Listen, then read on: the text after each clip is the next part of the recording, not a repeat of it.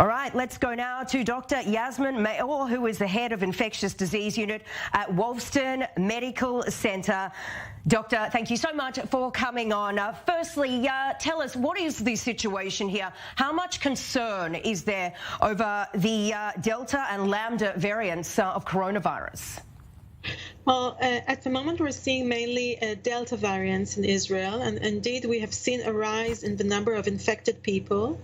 But as most of the population is immunized, the number of severe patients and patients who require hospitalization is relatively low.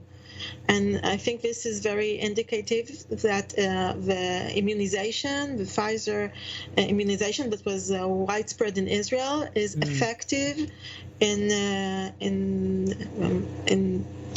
for preventing death and hospitalization, which is very important.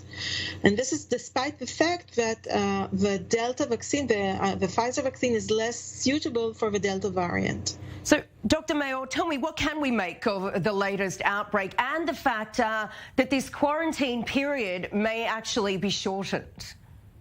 So I think this is also reflected in the decision to shorten the quarantine period, because we know on the one hand that we do have people who are infected, but much less severe patients, so this is less of a concern at the moment.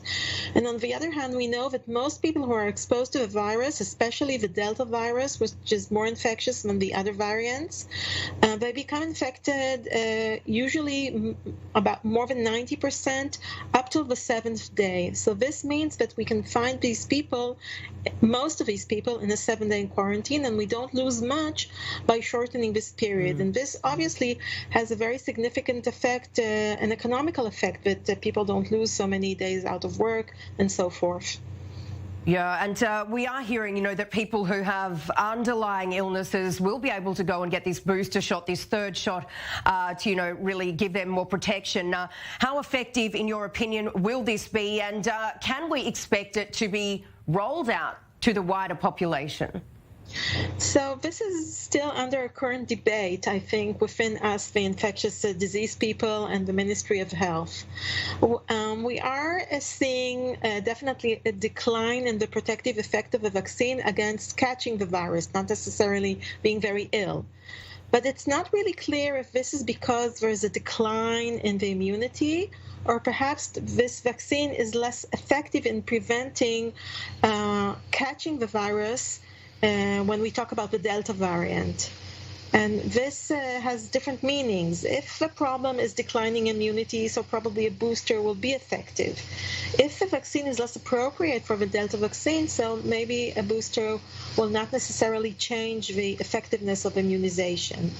I think at the moment we're directing particularly towards severely immune-compromised people, like people who underwent solid organ transplantations, because we have evidence already that these people, in many cases, do not respond to the immunization, and that the third vaccine shot does increase the percentage of immunized people.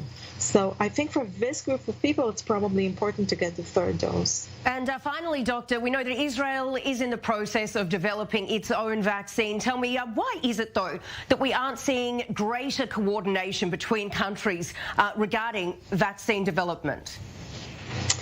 Well, I think it's a very complicated thing, because at the moment each country, fortunately or unfortunately, is trying firstly to protect their own citizens, and there's a shortage of vaccines.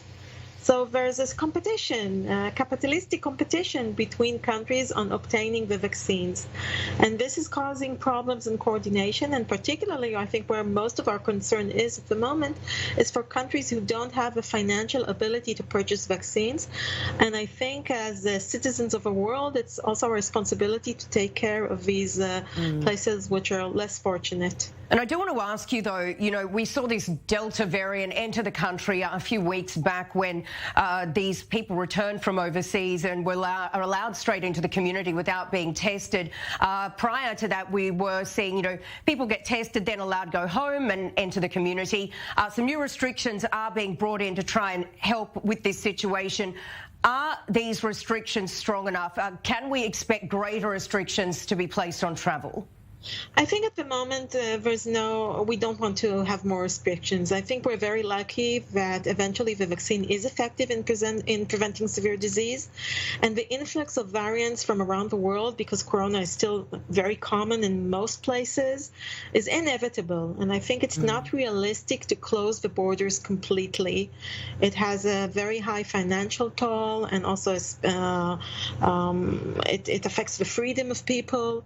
So I think at the moment we have a good balance that most of things are possible, including tourism and going for work abroad on the one hand, and still we have restrictions for places which are more worrisome regarding the variants that are circulating there. And I think this is a reasonable approach that balances all things together. If there was anything you could change personally in Israel's approach to the virus, what would it be? I think more discipline. I think our population is very, very good at responding to very extreme situations, but less good at maintaining discipline on a low level for a long period of time. And I think a little bit of discipline can enable us more freedom in our life and more activities, more normality. So putting the masks in particular situations and respecting that in order for us to have most of our lives continue in a routine fashion.